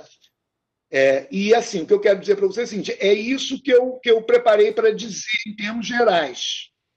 E aí eu não sei, talvez seja mais interessante a gente colocar um debate, mas eu posso também pegar textos aqui, mas assim, eu fiz a coisa de uma maneira... Está excelente. Eu acho que a gente poderia ficar aqui horas conversando, né? Isso. Então, acho que talvez a gente pudesse passar para o debate, que já está com o tempo adiantado, né? E pegando esse gancho aí que você falou, isso, olha, já tem gente dizendo para você voltar semana que vem, a Helena. Queremos só pedir o Ítalo, um papo fantástico, maravilhoso. Vamos bater palmas. Não, porque você conseguiu, né, fazer uma leitura da Ana, né, localizada contextualmente, trazendo ela para o presente. Né? Isso aí é uma operação dificílima, né? Fazer essa recepção atual, né, da poesia dela, trazendo questões do contemporâneo. Voltando para essa questão da máscara, né, que você diz que é uma atitude contemporânea, eu sou uma máscara, é muito mais forte do que eu sou o outro, né? Rambodiano, e trazendo também a tua leitura da Ana Cristina César via máscara, que é uma questão importante para a poesia, né? A questão da máscara, e também da poesia moderna, né? E para a poesia da Ana Cristina via travestimento. Eu queria que você falasse um pouquinho disso na poesia da Ana Cristina, e essa marca do travesti que você traz via Severo Sarduy, né? Que é uma leitura bem marcada ali dessas questões homoeróticas, ali dos anos 60, 70, 80, né? Que eu acho que informou a tua geração, a minha também, e é interessante ver isso no contemporâneo, né? Eu estou até tentando achar aqui o trecho em que eu já no falo, final, né? na última... Eu cito o Sarduy, né? Isso. Eu até achei a situação de Sarduy. Mas, enfim, essa questão da máscara, da situação, da... Isso. Pois é. Eu acho o seguinte, primeiro, eu preciso voltar ao ABC. Eu comecei com o ABC, né? Chamando a atenção que o texto da Ana Cristina exige uma certa alfabetização poética, uma certa segunda alfabetização. É o que eu sempre digo para os meus alunos da graduação. Você tem a alfabetização básica, você se forma como cidadão, você aprende a ler, você está capacitado, quando você termina o nível médio, a ler qualquer poeta. Nem todo mundo vai, uns vão fazer futebol, outros vão ser bancários, enfim. Né? Mas tem alguns que gostam de poesia e vão ler e aí eles estão capacitados para ler tudo. Mas você tem um outro tipo de alfabetização que poderia ser dado para alguns alunos, ou era dado, deveria ser dado para alguns alunos no clube da leitura, ou era dado antigamente no antigo clássico, mas que realmente é um tipo de alfabetização que hoje em dia antigamente ele acontecia nas casas, né? Porque quem lia poesia fazia parte de uma elite, lia inglês, lia francês, sabia dessas coisas todas. Então é mais no ensino universitário mesmo, na graduação universitária, que você vai ter aquele contato assim com a poesia moderna e suas dificuldades. A gente lembra daquele livro do Hugo Friedrich, né? Sobre poesia, né? Agora me deu branco do título, mas é um livro muito útil, porque ele vai mostrando, né, a elipse, a lacuna dos poetas mais experimentais. Então, eu queria falar uma coisa básica, porque isso é um princípio. Primeiro, se você não tem esse princípio, você vai fazer uma apropriação da poesia da Ana Cristina que não é o que ela fazia na poesia dela. E que hoje adquire um novo sentido, porque hoje em dia, como eu falei, a poesia está sendo desafiada por uma outra poesia que não é literária, mas que tem a ver com a poesia literária, que é a poesia dos Lema, etc. Né? Como que se eu quero fazer a minha poesia literária, na minha opinião, eu preciso pensar assim, como é que eu vou incorporar essa sensibilidade? Então, acho que tem uma questão aí de sinceridade, entendeu? De integridade nessa poesia que tá acontecendo lá fora, da academia ou dos circuitos mais literários. Mas a poesia que a Ana Cristina faz, como leitora, Cenas de Abril, April is the cruelest month, na poesia que a Ana Cristina faz, o sujeito poético, a priori, é persona. Não tem jeito. O sujeito poético, aquele que escreve um poema numa página não é uma página de diário. Um poema numa página, para usar expressões que ela gostava muito, um poema numa página é pose. Poema numa página é fingimento. Um poema numa página, ele te dá a liberdade de se colocar sem se colocar. Então, eu acho que essa questão da máscara é um a priori, certo? E essa questão, que é um a priori, para poder entender boa parte da poesia moderna, ocidental, pelo menos, ela, no caso da Ana e de outros, ela antecipa ou ela vem contemporânea de uma teoria performativa do sujeito. Né? Eu falei aqui da Judith Butler, certo? Então, a minha questão é o sujeito. Mas o sujeito é pura... A questão da minha poesia, eu sou Ana Cristina. A minha questão é o sujeito. Mas o sujeito é pura performance. Daí também a crise da identidade, certo? E daí a antecipação dessa coisa flutuante. E é isso que é o travestismo. Né? Quer dizer, numa situação onde o sujeito se descobre pura performance, pura máscara, certo? A questão da identidade se torna também parte de um jogo. Parte de um jogo.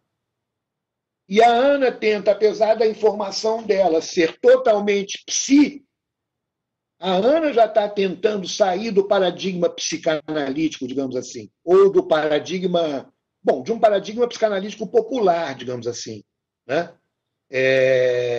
Onde realmente você tem os dramas existenciais, certo? Então ela está tentando trabalhar os dramas existenciais não como dramas existenciais, mas como um teatro do sujeito, um teatro da subjetividade.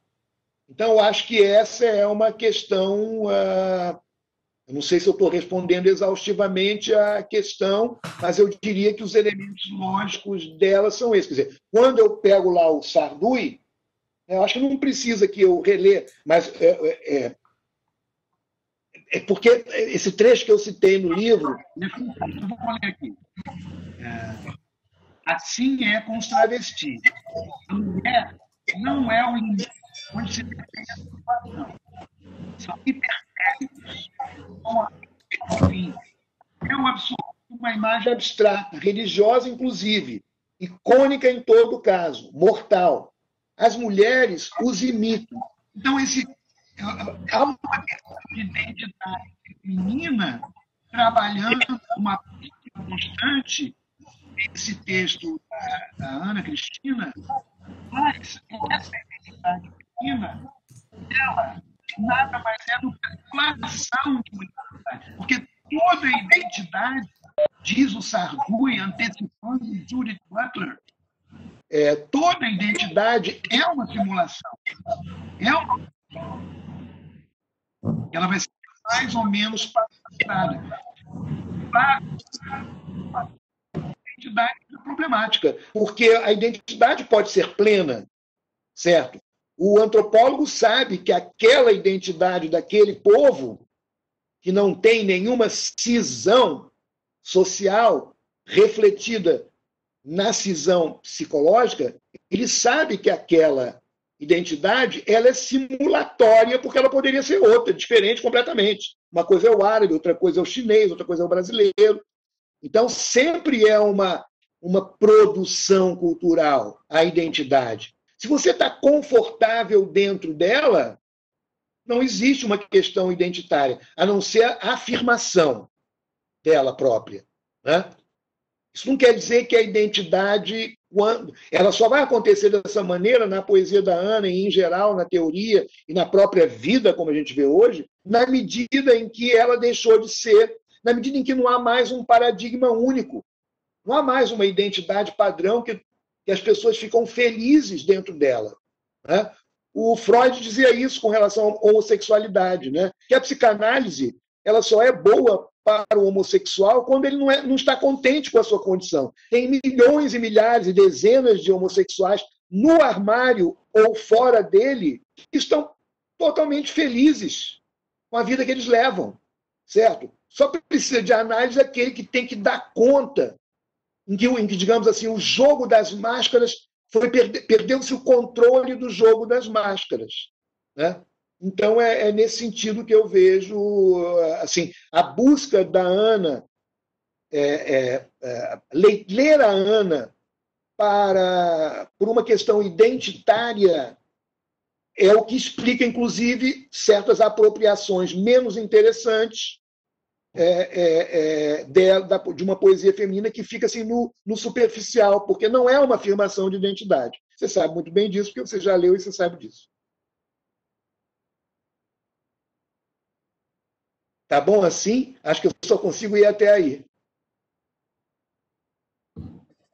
E não estou ouvindo, mas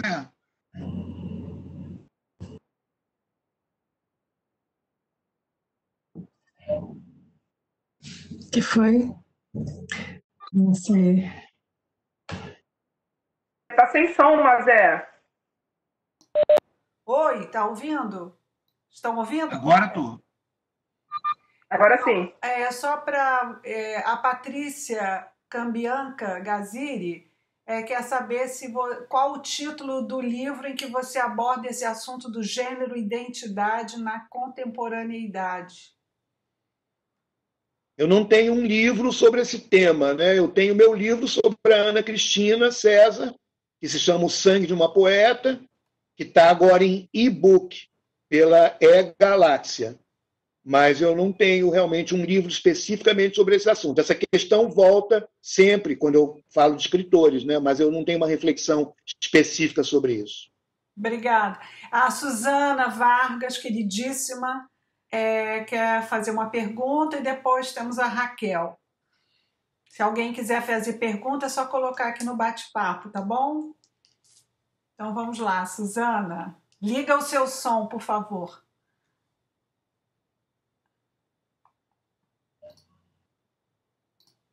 Dá para ouvir? Estamos Não? Agora tá, agora não. Estamos ouvindo. Não, Suzana, agora sumiu.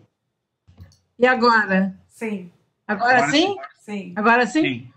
Não, é que eu lembrei que nos debates, na época áurea dos debates, e quando a Ana lançou o primeiro livro, eu fui ao lançamento do Luvas de Pelica, né, lá na Xanã, né? Na Xanã, é Xanã, sim.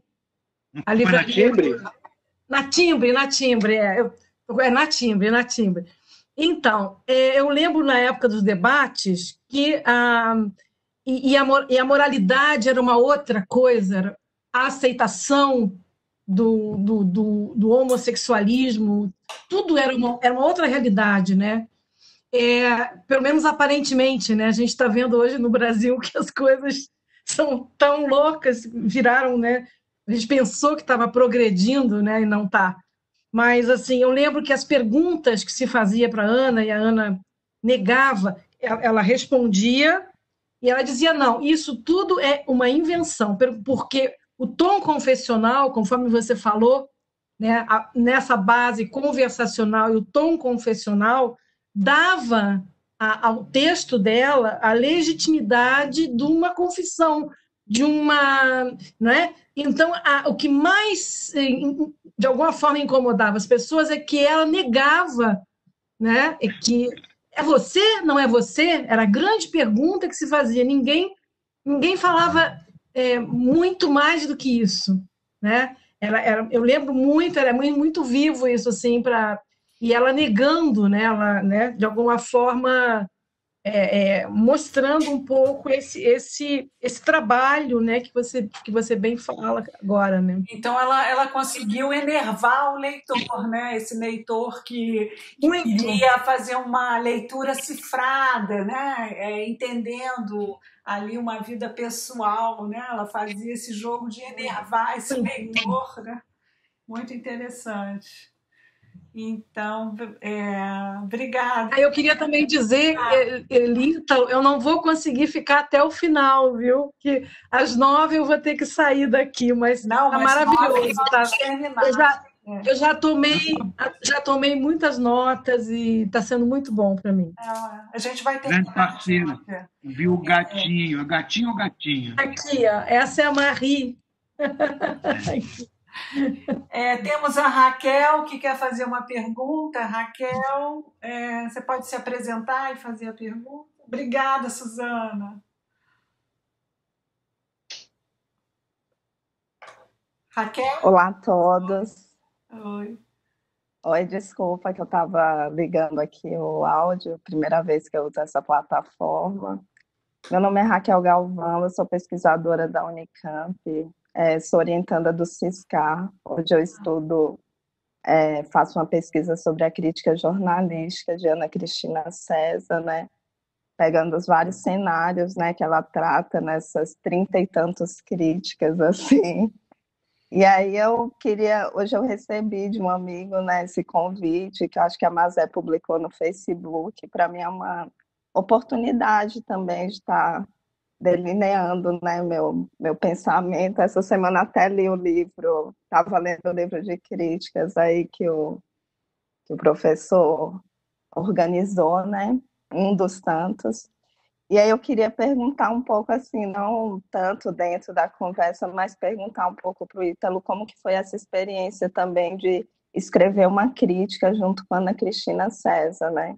Vocês têm, acho que foi por opinião, vocês têm uma publicação conjunta que trata do mercado editorial, do sindicalismo e tal.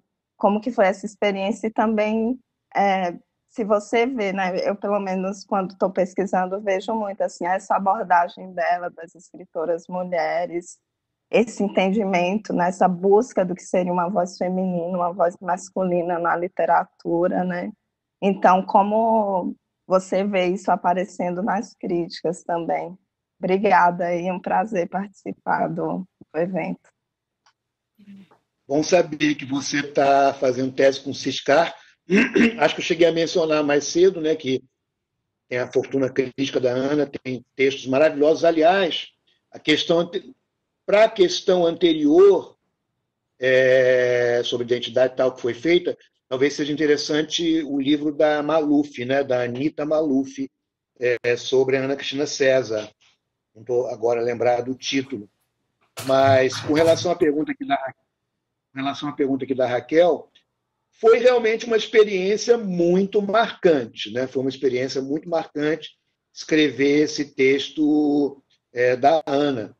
E se ele tem uma pós-história, se ele tem uma fortuna crítica, tudo relacionado à Ana Cristina e esse artigo e tudo, para mim, para nós, porque nós vivemos aquele momento ali da juventude, né? A Ana Cristina foi da nossa geração, nós éramos uma geração, eu, a Suzana e muitos outros, né? Havia, o que eu digo, né? Havia uma vida literária naquela época ainda. Depois essa vida literária se dissolveu. Então, foi um momento muito feliz, né? E assim, eu nunca poderia imaginar, mesmo na hora que ela morreu, né? Até me espantei quando eu vi a Beatriz Rezende trabalhando textos dela na turma dela. Depois eu acabei levando também para a minha oficina. A gente nunca poderia imaginar que aconteceria tudo isso. Essa fortuna crítica imensa e que artigos, e o artigo que eu escrevi com ela, né? Bom, eu acho que aquele artigo ele é muito importante no sentido também. Eu vejo tudo muito geracionalmente, né? Não tanto, digamos, pelos conteúdos, mas acho que você mesma está mais interessada agora em saber esse contexto mesmo, né? Ele é muito importante, assim, porque no jornal que juntou a gente durante um certo tempo, que foi o jornal Beijo, e que aquele artigo foi feito, acho que por opinião, né? Foi por opinião, né? Foi na Opinião que saiu aquele artigo, Os Poetas e a República. Já no finalzinho, quando já estava se formando na cultura, no setor de cultura do Opinião, um clima assim de racha, né? O pessoal da cultura queria sair do Opinião e o Opinião estava praticamente morrendo, logo ele acabou. Aí aquela nossa turminha, uma certa turminha, fez o Beijo, sob a liderança do Júlio César. Ai, meu Deus, esqueci agora o sobrenome dele. Depois ele foi embora do Rio e nós fizemos o jornal Beijo.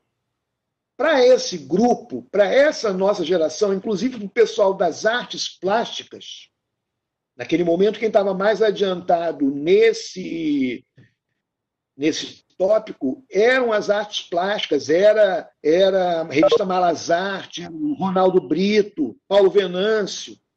Para nós todos, e para mim isso era forte, porque eu tinha feito uma graduação em Ciências Sociais. Eu tenho um lado sociologia, né? Eu cada vez menos consigo integrar sociologia e literatura. Por isso que eu falei que eu estou relendo Barthes, estou me interessando pela questão da intimidade, do literário como alguma coisa que é importante para aquele momento da intimidade, aquele momento em que você não está escravo da mídia, sabe? O literário ele vai nascer daí, né?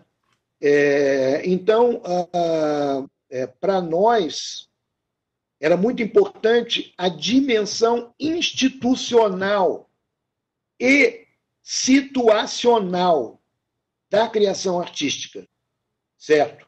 Não é você fazer uma sociologia simplória, mas é você entender como que as questões de produção, de mercado, como que elas são importantes para você poder entender a própria história literária, a própria vida literária e as próprias linguagens que vão surgindo. Então, esse artigo, O Poeta na República, ele está muito nesse contexto, né? E eu quero dizer a você o seguinte, que essa experiência foi uma experiência inesquecível para mim, porque, como eu conto no meu livro, né, eu tinha chegado de Brasília, eu cresci em Brasília, eu fiz faculdade em Brasília, eu fiz ciências sociais em Brasília, e aí eu vim para o Rio de Janeiro, depois de uma dúvida assim, que me consumiu durante um ano inteiro na terceira série, na época chamava segundo grau, né? A minha grande dúvida era se eu ia para a USP ou se eu ia para a PUC. Mas eu acabei optando pela PUC porque eu queria ir para o Rio de Janeiro, né? A minha decisão foi muito mais definida pela cidade do que propriamente pela universidade em si, porque a USP, naquele momento, ela tinha um poder de atração muito poderoso, ainda mais para mim, que era de ciências sociais, né? Mas, por outro lado, também estavam aparecendo na imprensa os artigos desafiadores, maravilhosos, do Costa Lima, do Afonso, a ex-poesia do Afonso, o Silviano Santiago, tinha assim, um agito, né?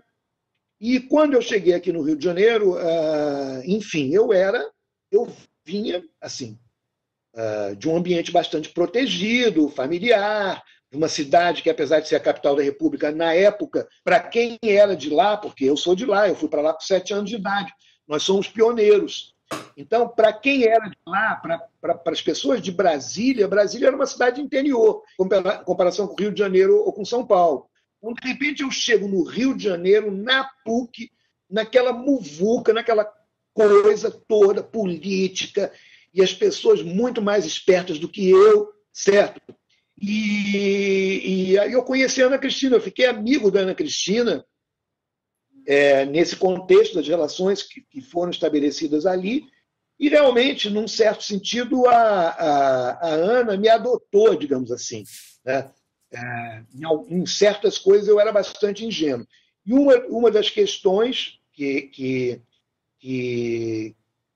a partir dela, junto com ela, né, eu tive essa que me seduziu muito, que como eu falo para você, como eu te digo, tem a ver com a minha formação sociológica, né, é essa questão da arte e da criação literária, das condições institucionais, concretas, materiais e também situacionais. Eu estou escrevendo aqui, nessa hora, nesse momento, está acontecendo isso, e eu estou nesse país, né?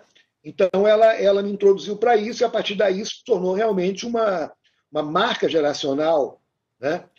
Nós temos muita gente no Brasil, entre 60 e 70 anos, na música, né, na teoria da música, etc., que tem essa pegada de pensar institucionalmente. A experiência de escrever um texto com a Ana Cristina foi uma experiência enlouquecida para mim, porque nem eu nem ela temos, eu não tenho até hoje, tínhamos disciplina para escrever, disciplina para o trabalho da escrita. Ela era muito organizada, ela era muito, entendeu? Eu era muito mais desorganizado que ela na vida em geral. Ela era organizada, ela tinha, com aquela idade, ela já tinha um arquivo, sabe? Ela era muito organizada. Mas na hora de escrever, certo? O método dela, inclusive o método dela era diferente do meu, porque eu e ela tínhamos dificuldade de escrever, nós não tínhamos uma disciplina, agora é o horário, agora vamos trabalhar. Não, era uma preguicite aguda, conversa daqui, conversa dali. Né? Que ótimo! E ela conseguia escrever no meio de uma papelada enlouquecida. E para eu conseguir realmente escrever, eu primeiro preciso arrumar a minha mesa toda e ter diante de mim, naquela época não tinha máquina de escrever, nada, ter diante de mim uma folha de papel e a partir dali começar. Então foi um processo muito complicado, realmente muito complicado. E eu acho, assim, acho que as ideias mestras, né, acho que questão do Platão, as ideias mestras ali, eu tinha já naquele momento já estava com uma vinculação grande com questão sindical, né, participação de sindicato, de professor, de jornalista, etc. E ela queria muito que essa minha experiência aparecesse ali, como apareceu, né? Acho que ele chegou até a fazer umas entrevistas, uma coisa assim, teve um trabalhinho assim jornalístico, e ela trazia muito essa leitura que ela tinha do Platão, tal, da República do Platão. Então, é isso que eu posso te dizer. Quer dizer, eu acho que esse texto ele é muito importante porque eu nunca mais abandonei essa visão da história da arte, da vida literária. Eu gosto muito do tema da vida literária, né?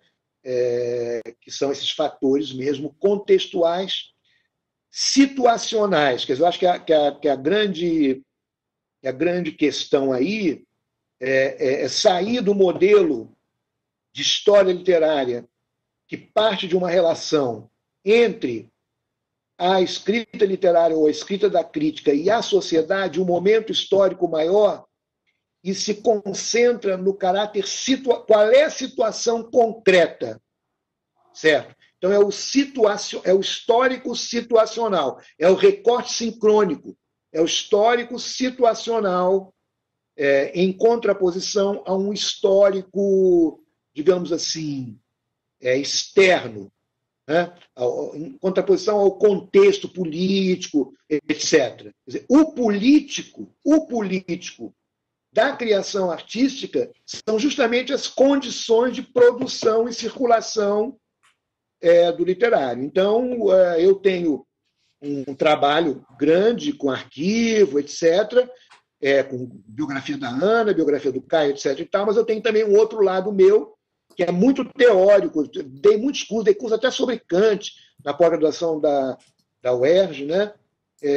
E aí, se você for ver os meus projetos teóricos na minha carreira de UERJ, 40 anos na UERJ, meus projetos de CAPES, CNPq, meus projetos teóricos, sempre vai ter a palavra condições de produção e circulação da literatura, do literário, as condições de produção e circulação. E quando eu hoje aqui estava falando dessa relação nos anos 70, da poesia com a canção popular, nos anos atuais, da poesia com a fala pública, eu estou também trabalhando na pauta das condições de produção e circulação da palavra literária. É algo social, mas é um social específico, né? Por exemplo, então, dentro dessa preocupação entra, por exemplo, o papel do computador, por exemplo, né?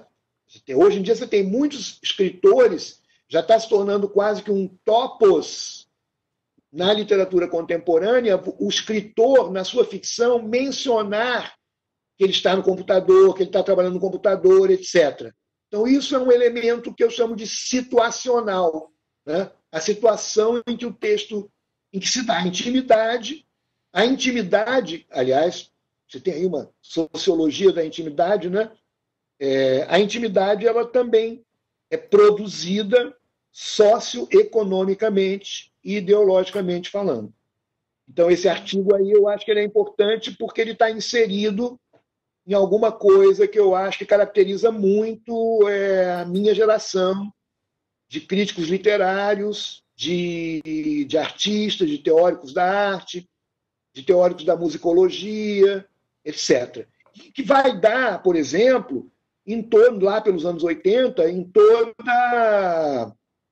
todas as transformações sofridas, por exemplo, pelo próprio conceito e prática de museu, né? Os conceitos e práticas do museu, questão do arquivo, né? São todas questões relacionadas às condições materiais de produção e circulação do que no século XIX era chamado produtos do espírito. Mais ou menos isso. Então, muito obrigada. Ítalo, está escutando? Eu estou escutando. As imagens de vocês estão congeladas, mas eu estou escutando. Está congelado agora ou não? Tá. Então é tanto isso. Eu acho que não temos mais perguntas. Alguém teria mais alguma pergunta? Mas já estamos bem adiantados na hora, né? Já são quase 9 horas da noite. E eu estou lendo aqui no bate-papo várias vários agradecimentos, que Helena disse que foi maravilhoso, muito obrigada. A Patrícia Cambianga também, Daniela Fonseca também, todo mundo aqui. Ney para todos, diz que foi seu aluno, e Augustina, que está aqui, Agostina, que adorou, uma honra tê-la aqui com a gente. E, enfim, eu acho que é isso. Mas foi um prazer, te agradeço o convite. É sempre um prazer falar de literatura assim. Eu gosto de falar assim, né, generalizando, pensando. Então, é isso, estou aí, estou à disposição. Minha segunda live na vida. Ai, que maravilha! Eu adorei, agradeço muitíssimo. E muito bom estar aqui. Temos quase 50 pessoas te escutando hoje. Então, isso que é muito interessante, né? Essa possibilidade da live, ter pessoas de vários lugares, né? Tem duas moças da UFMG, essa outra, a Raquel, da Unicamp, e várias pessoas. Então, Carla, dá um tchau para a gente aí, a minha co-organizadora. Oi, não, só queria agradecer muito ao Ítalo, foi uma grande aula, inspiradora. Vou ficar aqui digerindo ainda há um tempo. Ia sugerir também, mas para a gente pedir nesse momento final para as pessoas mostrarem a carinha, para a gente fazer uma foto da plateia toda. Seria super legal, inclusive porque a gente está gravando e vai mostrar, então todo mundo vai aparecer aqui na gravação. Né? Então é bacana. Todo mundo dá um tchau para o Ítalo e agradecer muitíssimo. Bater palma. A Cristina, a Suzana e tantas pessoas incríveis aqui com a gente. Né? O Lucas Matos está aí. Né? Oi, Lucas. Saiu. Lucas. Cadê ele? Estava aí. O Ney está aí ainda? Natália, Fernanda, Gabriela, Helena, Liz Moricone, Amanda, Ney, Rocha, Daniela Fonseca, Dora, Urandi, Fernanda Fraga, Augustina, Suzana, Raquel, Carla. Muito obrigada, pessoal. Muito obrigada. Namastê. Obrigada. Valeu. Foi ótimo. Um beijo para todos. Beijo. Vou sair então, né? Posso sair? Vamos sair. Tchau. Um beijo. Tchau.